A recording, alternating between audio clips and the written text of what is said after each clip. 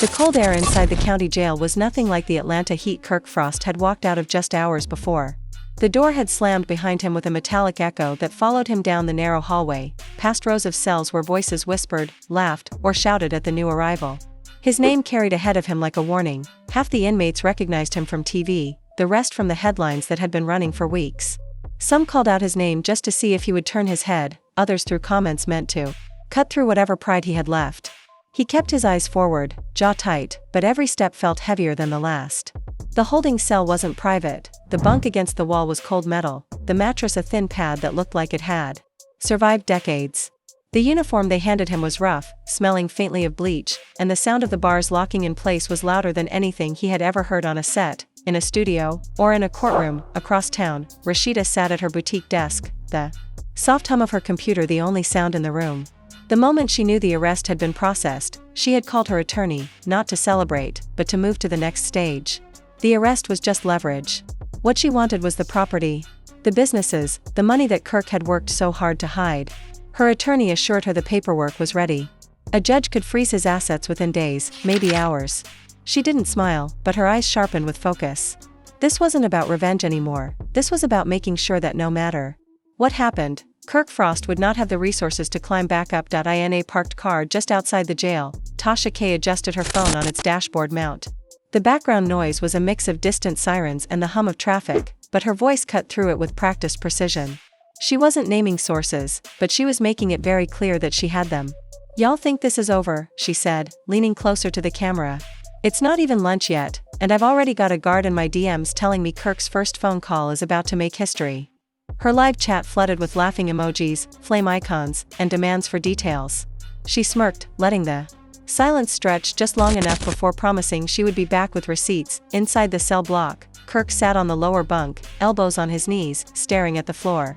The walls were closing in faster than he expected. This wasn't a holding cell where you wait for bail, this was where time dragged. A guard walked past and smirked. "Big shot TV star," he muttered under his breath. Kirk didn't answer. He had other things on his mind. His lawyer's voice from earlier still rang in his ears. "Do not talk on the phone about anything you don't want on the front page." But his temper and his ego were already pushing against that advice. He wanted to call someone. He wanted to explain. He wanted to fight. Back on the outside, Jasmine sat at her kitchen table, the subpoena lying face down beside her coffee cup. Her phone screen was filled with unanswered calls from Kirk, the timestamps getting closer together. She hadn't answered a single one. The account the court wanted her records for wasn't just a side note, it was a lifeline she had been depending on for years. If those deposits went public, her own life would unravel, and Kirk wouldn't be able to shield her even if he tried. She didn't know whether to prepare to testify or to disappear before the trial date. Miss Charlene was already doing her media rounds. Her interview with a local station had been short but devastating. "Some people think they're untouchable," she had told the reporter, her voice steady but cutting. "The thing is, when you get too comfortable, you stop seeing the walls closing in. And by the time you notice, it's too late." Clips of her interview were circulating online, split-screened with footage of Kirk being led into the jail. The handcuffs gleaming in the afternoon sun.by late afternoon, the jail's common phone area was open, and Kirk finally stepped up to a receiver. The call was short at first, checking on business, asking about a few contacts, but as soon as the conversation turned to Rasheeda, his voice dropped and his words grew sharper. "She thinks she's running the show," he said. "But she forgets who built all this. I'm not done. This is her last season." He didn't know that the call was being recorded and that a certain guard was already making a mental note of which gossip site would pay the most for the audio. Across the city, the Frost Bistro had become a spectator spot. Customers ordered food just to sit near the windows and watch the news vans camped across the street.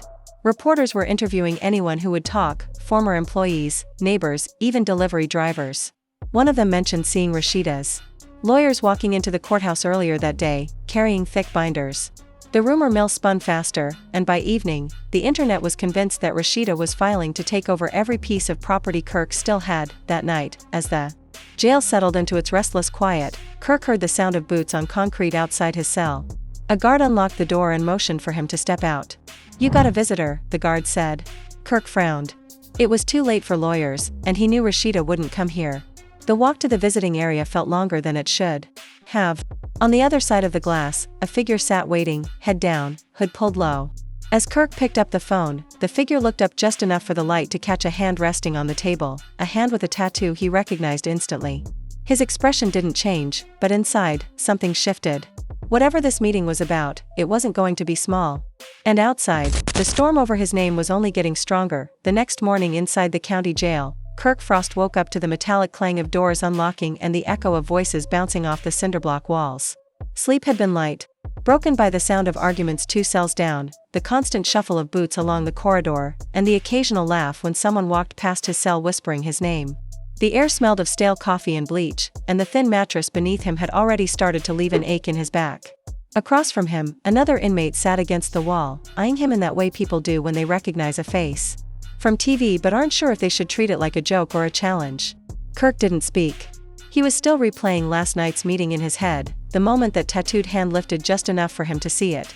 He knew exactly who it belonged to, and he also knew that person didn't show up unless something was about to move. Fast back on the outside, Rasheeda was already 2 steps ahead. She had started her morning with a conference call, her voice calm but clipped as she laid out exactly what her legal team needed to file by the end of the day.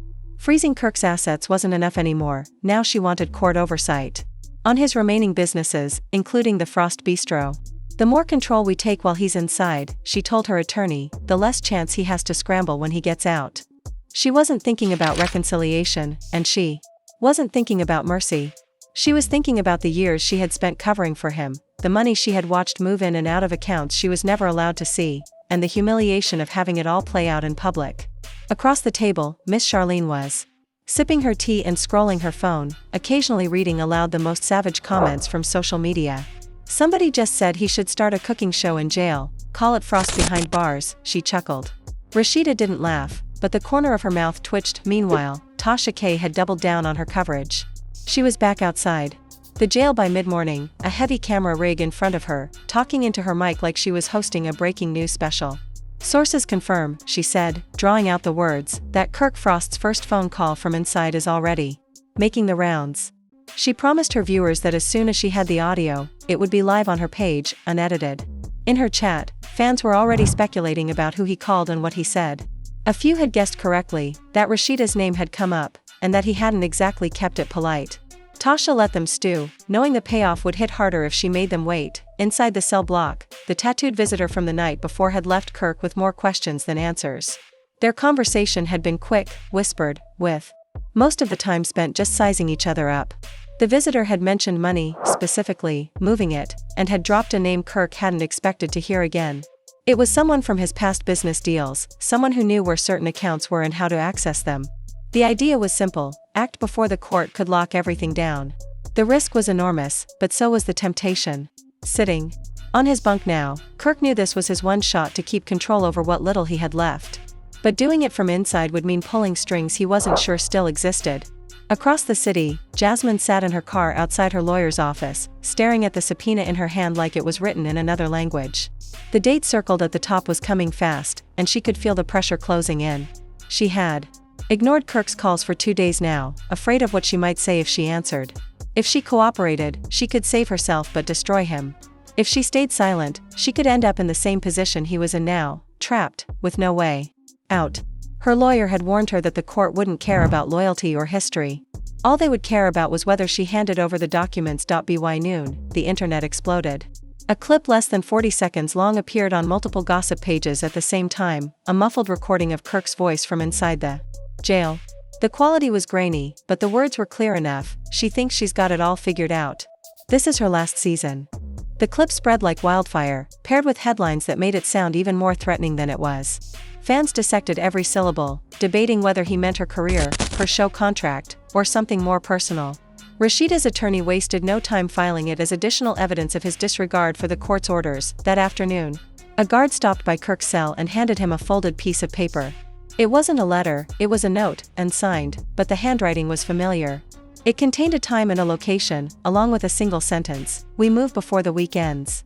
Kirk slipped it into his pocket before anyone else could see. He knew the visitor from last night was making their next move.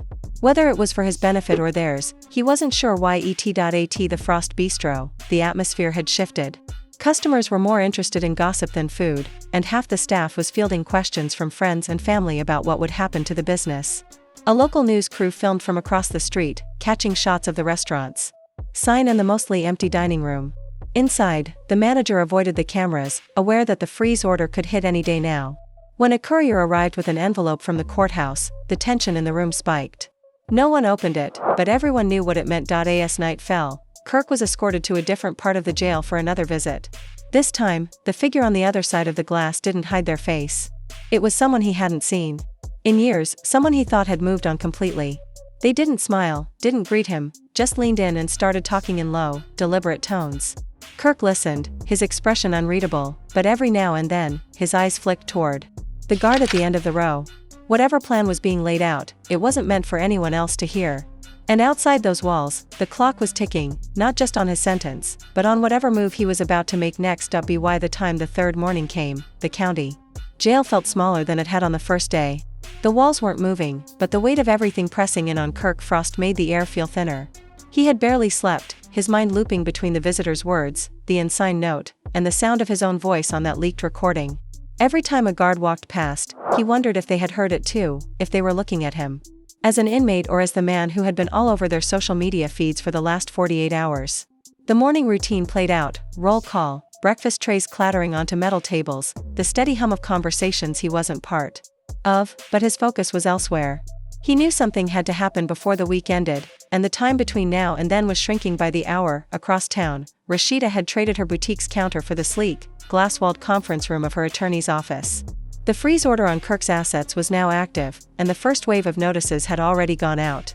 His accounts were locked, his businesses under court control, and the Frost Bistro's daily operations were to be overseen by an independent manager. Rasheeda's posture was calm, but every move was calculated. This wasn't a victory lap.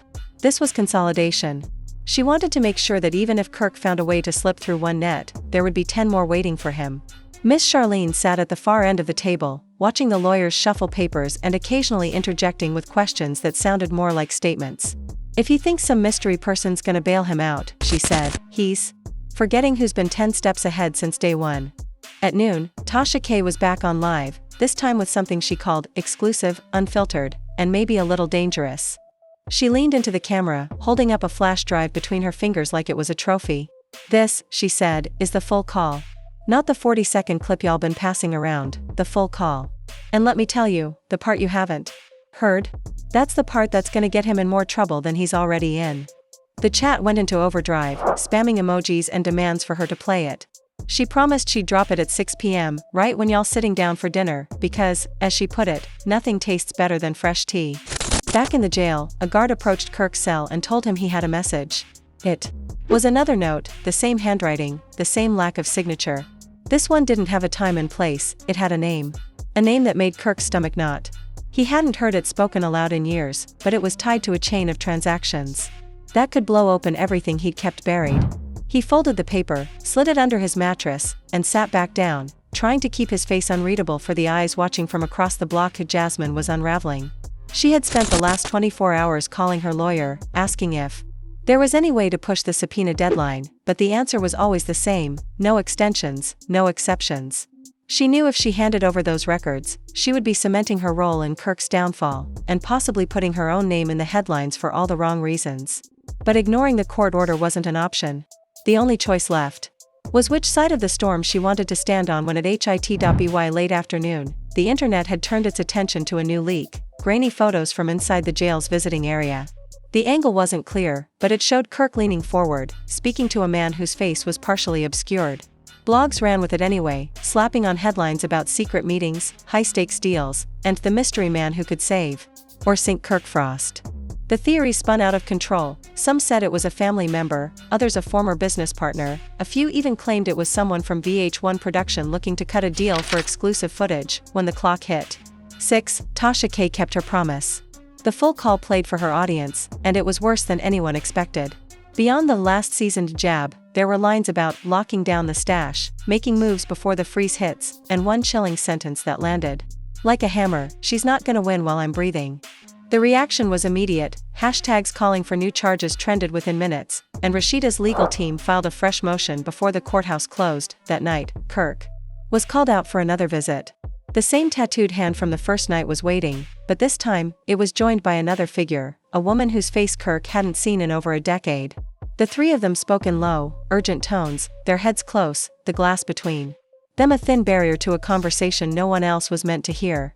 Whatever they were planning, it wasn't small.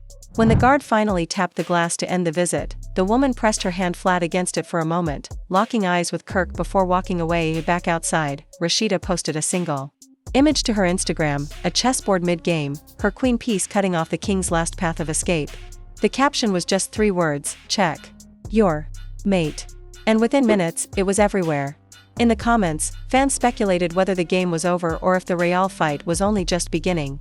Inside his cell, Kirk lay awake, staring at the ceiling, feeling the weight of the walls, the notes, the visitors, and the moves being made against him. Somewhere deep down, he knew the truth. This wasn't just about serving time. This was about survival. And when the week ended, someone wasn't going to make it out untouched.